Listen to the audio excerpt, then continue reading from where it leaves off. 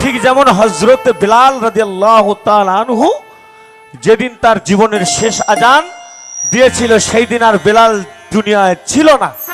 যেদিন খাতুনে জান্নাত জান্নাতে জহুরা জননী মা বলেছিলেন বিলাল একটা বার আজান দে তাইলে আমার আব্বা আসতে পারে, তাইলে আমার আব্বা 3 দিন তো সূর্য ওঠে না, ঠিক না বেঠিক? বানিয়ে বলছি আকা দেখায় না, বানিয়ে বলছি তো 3 দিন তো সূর্য ওঠে না। খাতুনে জান্নাত অস্থির, সাহাবাই কেরামরা অস্থির, বেলাল নিখোঁজ, বেলাল নিখোঁজ, হাবশির ছেলে বেলাল নিখোঁজ নাই, বেলাল নাই, বেলাল নাই, দুনিয়ায় মোহাম্মদ রাসূলুল্লাহ নাই, হযরত বেলাল ও আমি তো মহতাবের ভক্ত কই?